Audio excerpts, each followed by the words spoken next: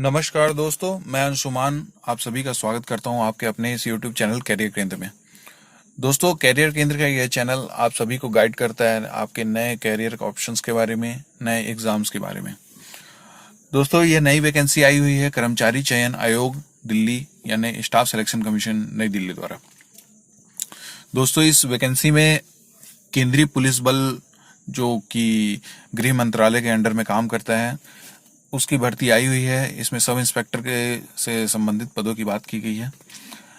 इसकी भर्ती और आवेदन फॉर्म जो हैं जो ऑनलाइन एसएससी की वेबसाइट पे भरे जा रहे हैं वह 17 जून से भरे जा रहे हैं, जिसकी लास्ट डेट है 16 जुलाई। 16 जुलाई तक दोस्तों आपको इसके फॉर्म भर लेने हैं। तो दोस्तों, मैं बात करता हूँ, आगे बढ़ता हूँ। और ये जो नोटिस है आप देख रहे हैं, ये पद है जो इसमें 1500 से ज़्यादा पदों की वैकेंसी है। तो दोस्तों, यहाँ पर आप देखेंगे कि जो सब इंस्पेक्टर के पद हैं वो Delhi police, central arm police force. दोस्तों, ये सेंट्रल आर्म पुलिस फोर्स होता क्या है? दोस्तों, आप सभी ने सुना होगा, आप सभी जानते होंगे कि सीआरपीएफ, बीएसएफ, सीआईएसएफ ऐसे करके टोटल 5 हमारी पैरामिलिट्री फोर्स हैं जो सेंट्रल पुलिस फोर्स हैं जो कि गृह मंत्रालय के अंडर में काम करती है। इसमें सभी में कई पद होते हैं जिसमें कर्मचारी चयन आयोग द्वारा सब इंस्पेक्टर के पदों की भर्ती की जाती है। सेंट्रल आर्म पुलिस फोर्स इसे कहा जाता है। तो दोस्तों, आप सभी देख रहे हैं कि यहाँ जो एग्जाम ऑनलाइन एग्जाम एप्लीकेशन है उसके सबमिशन की डेट है 17 तारीख से शुरू है, जो कि 16 जुलाई तक है। लास्ट डेट और टाइम है जो एप्लीकेशन जमा करने का, ऑनलाइन भरने का, वो है 16 जुलाई 23:30, यानी रात को 11:30 बजे तक आप इसको जमा कर सकते हैं, भर सकते हैं।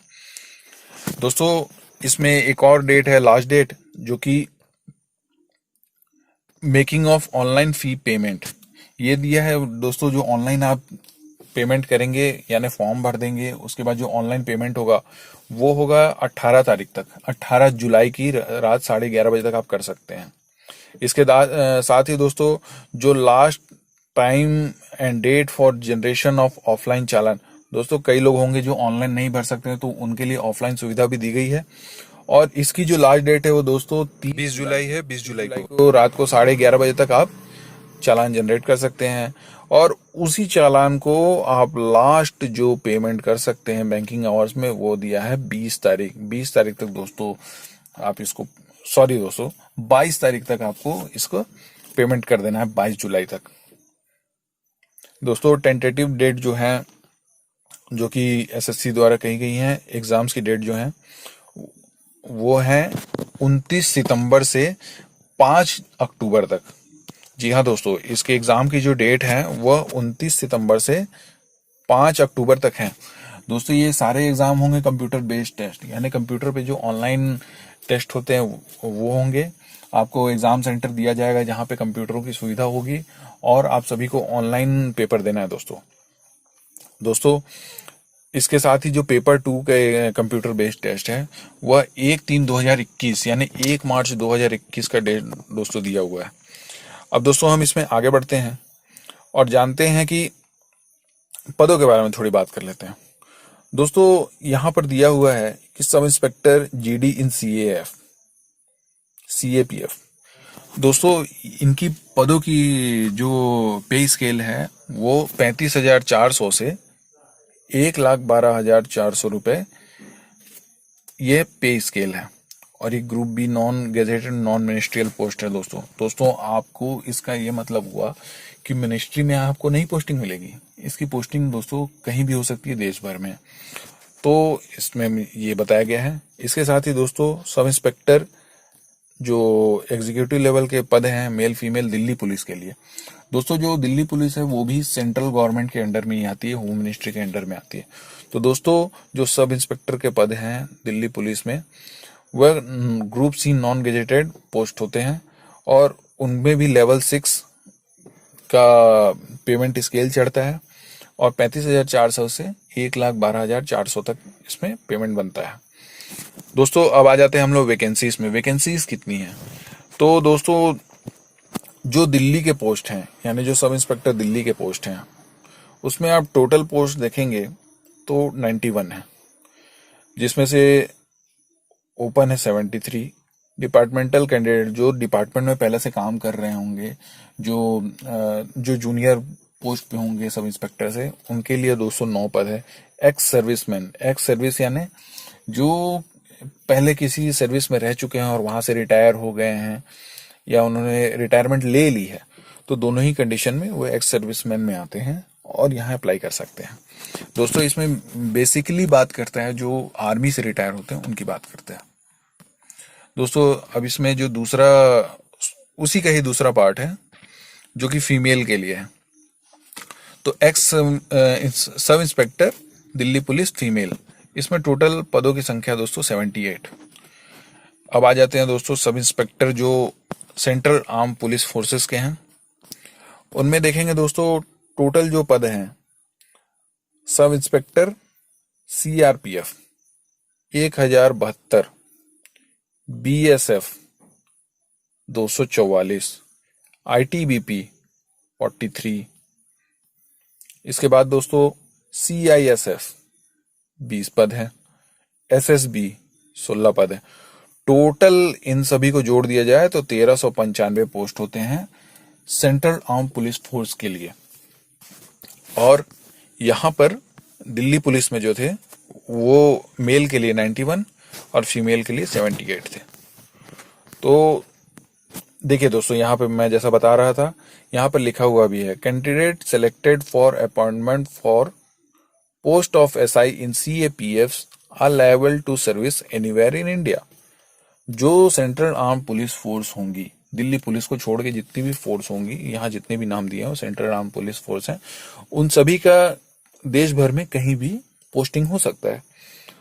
तो देखिए दोस्तों, यहाँ पे लिखा हुआ है वैकेंसीज आर टेंटेटिव, मतलब ये खाली ये जो दी हुई है टेंटेटिव है, यानी उसके नंबर घट बढ़ सकते हैं।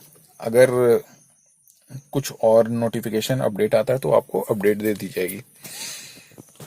अब दोस्तों हम आगे बढ़ते हैं और यहाँ बात करते हैं कि तो दोस्तों हम यहाँ पर बात कर रहे हैं एज लिमिट के बारे में। एज लिमिट जो होनी चाहिए दोस्तों, जो कैंडिडेट्स अप्लाई करेंगे उनकी एज लिमिट होनी चाहिए 20 से 25 साल के बीच में, यानी 20 साल से छोटा नहीं होना चाहिए और 25 साल से बड़ा नहीं होना चाहिए। ये डेट कब ली जाएगी दोस्तों? 1 जनवरी 2021 को कैंडिडेट जो है वो 2 जनवरी 1996 से पहले उसका जन्म नहीं होना चाहिए, और जो 1 जनवरी 2001 है उसके बाद उसका जन्म नहीं होना चाहिए, तब वह 20 से 25 साल के जो एज बैंड है उसमें आएगा। इसके साथ दोस्तों जो एज रिलैक्सेशन है वो कैटेगरी में SC/ST में 5 साल है, OBC में 3 साल है, एक्स सर्विस के लिए भी 3 साल दी गई है, लेकिन ये क्या है, after deduction of military service rendering from the actual age age on the closing date. इसके बारे में ऐसा लिखा हुआ है। इसके साथ दोस्तों आ जाते हैं SI पोस्ट जो दिल्ली पुलिस के लिए है। तो जो विडो हैं, डाइवोर्स्ड वुमेन हैं, women judicially separated from their husbands and who are not remarried, उन्हें भी 35 साल तक की जो रिलैक्सेशन है वो दी गई है। इसके साथ ही दोस्तों जो सेम कंडीशन रहेगी, लेकिन जो SC/ST कैटेगरी से आएंगी उनके लिए दोस्तों 40 साल तक की एज रिलैक्सेशन दी गई है। अब दोस्तों हम नीचे आ जाते हैं और बात करते हैं कि यहाँ पर एजुकेशनल क्वालिफिकेशन क्या चाहिए। दोस्तों एजुकेशनल क्वालिफिकेशन में बैचलर डिग्री चाहिए किसी भी रिकॉग्नाइज यूनिवर्सिटी से। अगर आपके पास दोस्तों 4 साल का भी कोर्स है आपने किया है, 3 साल का भी कोर्स किया है, और जो भी ग्रेजुएशन की डिग्री होती हैं वो सभी एप्लीकेबल हैं।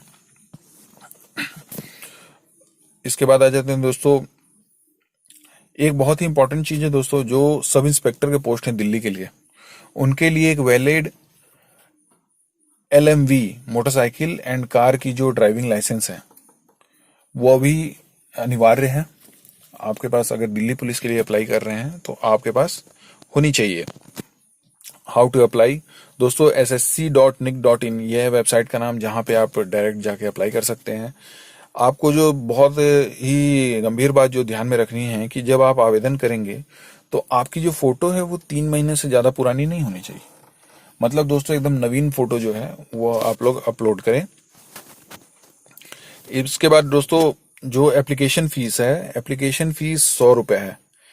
लेकिन जो वुमेन कैंडिडेट्स और जो कैंडिडेट्स SC ST कैटेगरी से बिलोंग करेंगे, इसके अलावा जो एक्स सर्विस मैन हैं उनके लिए फीस में एग्जाम्शन है।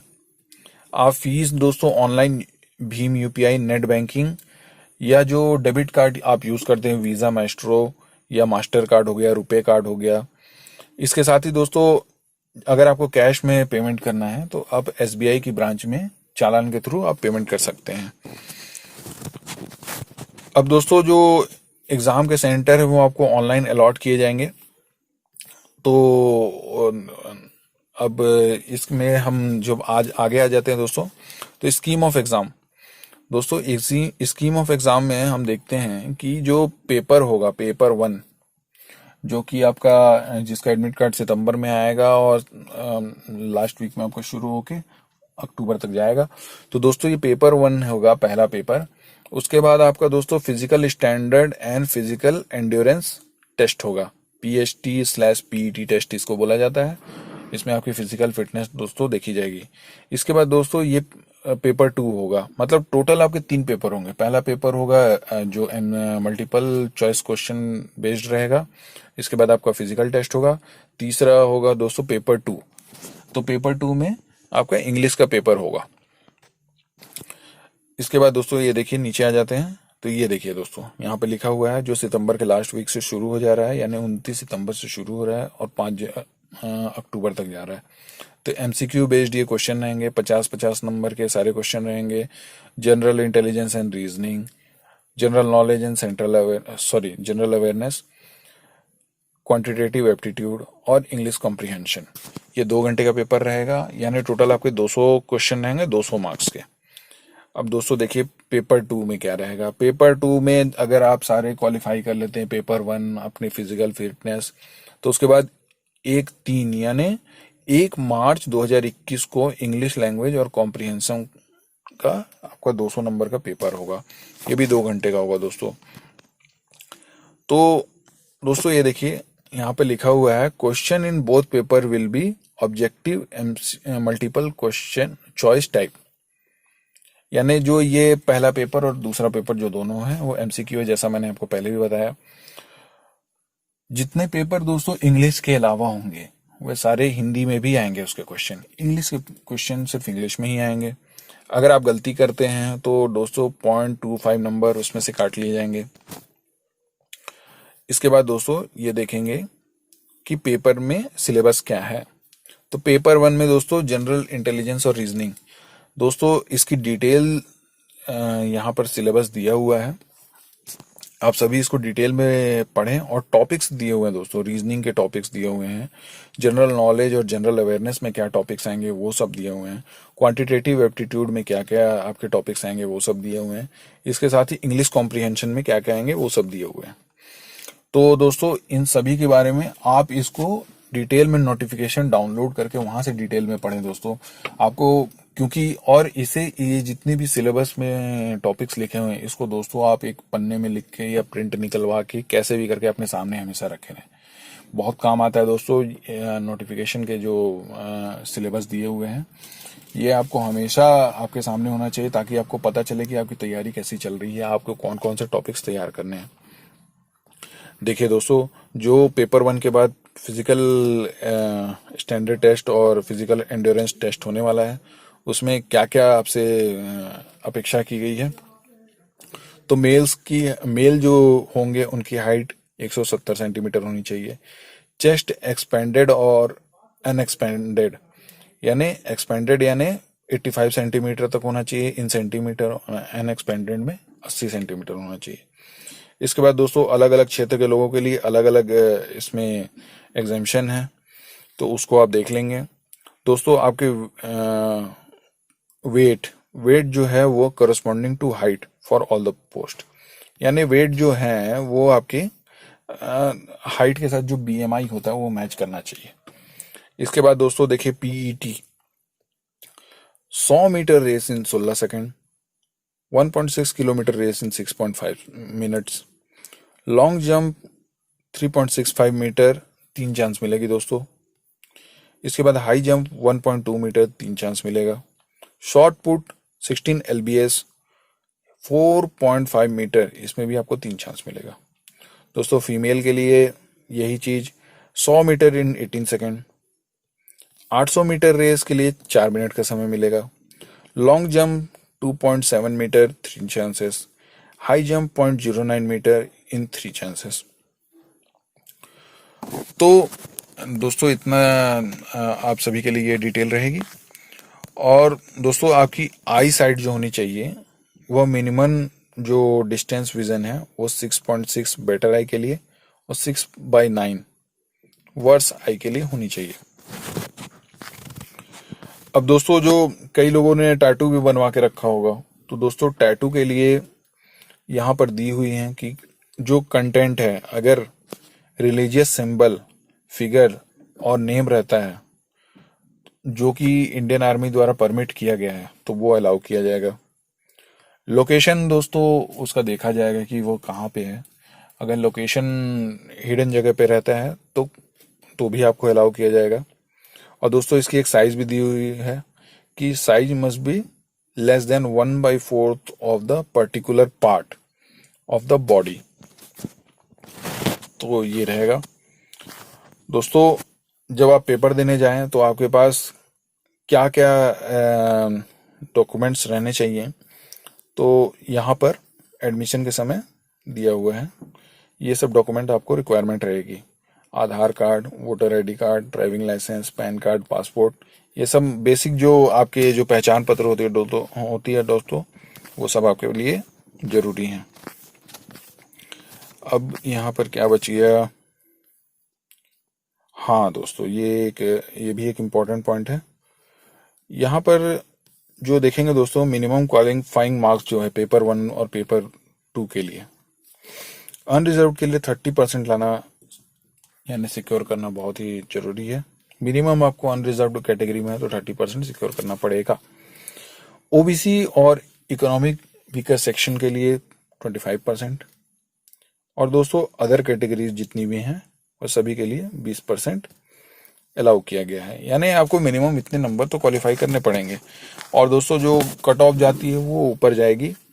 ये तो सिर्फ क्वालिफाइंग नेचर है कि आपको इतने पेपर रहेंगे तो आपको कंसिडर किया जाएगा कट ऑफ के लिए, कि कट ऑफ जब जारी होगी या जो टॉप के जो स्टूडेंट सेलेक्ट होंगे, कैंडिडेट सेलेक्ट होंगे, तो आप उसमें कितना सिक्योर करते हैं। इसके बाद दोस्तों अब बच गया हमारा, देखते हैं दोस्तों, आप सभी बहुत ही बढ़िया से इसकी तैयारी कीजिएगा दोस्तों। सारे पॉइंट्स कवर हो गए हैं दोस्तों। तो दोस्तों मैं चाहूँगा कि आप सभी इस पेपर की बहुत ही अच्छे से तैयारी करें, और बहुत ज़्यादा टाइम नहीं बचा है, अभी जून का महीना है, और अगर आप देखें तो जुलाई, अगस्त और सितंबर महीने में तो पेपर ही है, यानी इसके लिए भी लगभग 90 दिन, 100 दिन बचे हुए हैं। 100 दिन दोस्तों बहुत ही ज़्यादा होते हैं। अगर आप तैयारी करें तो आपके एक एक टॉपिक्स अगर आपको आज से भी अगर पढ़ने बैठे, और ये जो चारों सब्जेक्ट हैं, अगर आपको इसमें से एक भी टॉपिक्स नहीं आती हैं, कोई भी टॉपिक के बारे में कोई भी जानकारी नहीं है, तो दोस्तों एक एक टॉपिक के लिए यूट्यूब पर बहुत सारे चैनल हैं जिसमें एक एक टॉपिक एकदम बेसिक से शुरू किया है। मैं आप सभी से रिक्वेस्ट करूंगा कि आप सभी चैनल्स जाएं और एक एक बेसिक से शुरू करें दोस्तों। यहाँ पर स्पीड मैटर करेगी, आपकी कंसिस्टेंसी मैटर करेगी, पेपर निकालने में आपकी बहुत हेल्प करेगी। और जहाँ तक बात है दोस्तों फिजिकल रिक्वायरमेंट की, तो फिजिकल रिक्वायरमेंट आप पेपर देने के बाद भी आप अपने फिजिकल जो नीड्स हैं उसको ठीक कर सकते हैं और एग्ज़ाम आप क्लियर कर सकते हैं। लेकिन आप अभी से भी, आपके लिए बहुत अच्छा रहेगा दोस्तों कि अगर आप तैयारी कर रहे हैं तो आप थोड़ा बहुत तो अपने हेल्थ को ध्यान दें। आधा एक घंटा रोज समय निकालें, वॉकिंग पे जाएं और थोड़ी थोड़ी जॉगिंग करें, ताकि आपकी फिजिकल फिटनेस भी बनी रहे। तो एट द लास्ट मोमेंट जब आपका पेपर निकल जाएगा तो उस समय आपको ऐसा नहीं लगेगा कि कुछ चीज़ छूट रहा है और इसके लिए मुझे अपनी फिजिकल फिटनेस ठीक करने के लिए एक्स्ट्रा मेहनत करनी पड़ेगी, या हो पाएगा कि नहीं हो पाएगा। तो दोस्तों, फिजिकल फिटनेस पे भी बहुत ज़्यादा एकदम फोकस नहीं करें, लेकिन दिन का आधा एक घंटा जरूर निकालें। और इसके साथ ही अगर आपको नहीं आता है तो आप उस पेपर की तैयारी भी आज से लग जाएं। पेन और कॉपी पे इसको जरूर नोट कर लें और दोस्तों आगे बढ़ें। तो दोस्तों, मुझे लगता है कि मैंने सभी चीज़ें पॉइंट यहाँ कवर कर लिया है। कुछ भी अगर आपको डाउट्स होते हैं दोस्तों तो आप कमेंट सेक्शन में पूछ सकते हैं। आप सभी का समय देने के लिए बहुत बहुत धन्यवाद दोस्तों। जय हिंद।